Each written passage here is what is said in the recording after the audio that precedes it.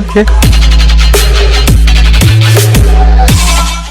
আসসালামু আলাইকুম এভরিওয়ান, সবাই কেমন আছেন? আজকে নতুন আরেকটি ব্লগে আপনাদের সবাইকে স্বাগতম। তো প্রথমে পেঁয়াজ ধুয়ে নিয়েছি, তারপরে ছোলা রান্না করব। ছোলা ধুয়ে নিয়েছি, এটা ভিজিয়ে রেখেছিলাম কয়েক ঘন্টা, 6-7 ঘন্টা। তো তারপর প্রেশার কুকারে উঠিয়ে দিচ্ছি। ছোলা ধুয়ে উঠাই দিলাম, তারপর পেঁয়াজ দিলাম, আদা রসুন বাটা দিলাম, লবণ পরিমাণ মতো, গুঁড়ো মরিচ পরিমাণ মতো, সাথে হলুদ গুঁড়ো পরিমাণ মতো, তেজপাতা দিলাম একটা। তো তারপর হচ্ছে আর সয়াবিন তেল দিয়ে ভালো করে মাখিয়ে দিলাম।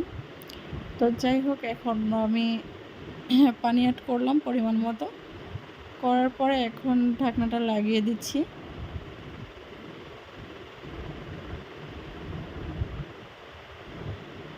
চুলা অন করে দিলাম।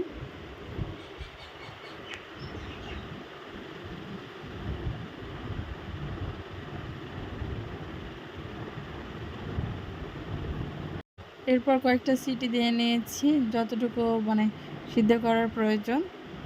তো যাই হোক, এখানে রান্না হচ্ছে।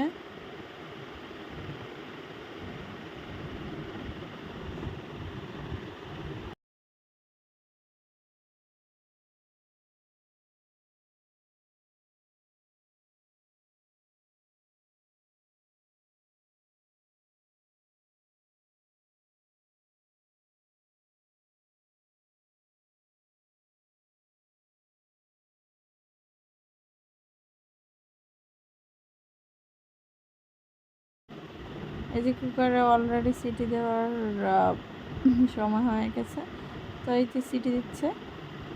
সবাই আমার পেজটাতে লাইক কমেন্ট ফলো ইনভাইট করে দিয়েন।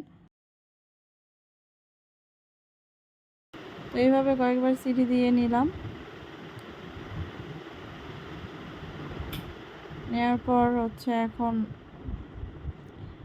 ঢাকনাটা খুলে দেখব যে পানির অবস্থা কি। তো দেখছি প্রায় শুকিয়ে গেছে। এখন এটা হচ্ছে সুন্দর মতো কষিয়ে নেব। কষিয়ে নিয়ে ছোলা রান্না করলে অনেকক্ষণ বেশিক্ষণ কষিয়ে নিয়ে রান্না করলে অনেক সুন্দর লাগে, টেস্ট হয় অনেক। তো এখানে আমি হচ্ছে অনেকক্ষণ ধরে কষিয়ে নিচ্ছি যেন প্রপারলি ছোলাটা সুন্দর মতো রান্না হয়ে যায়।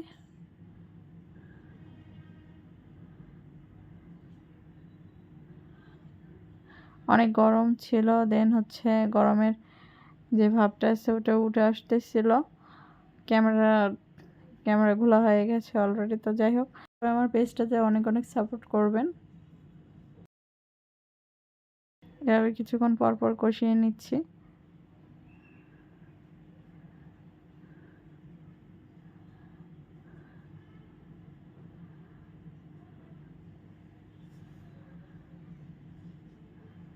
আমার সম্পূর্ণ ভিডিওটি দেখার জন্য আপনাদের সবাইকে ধন্যবাদ।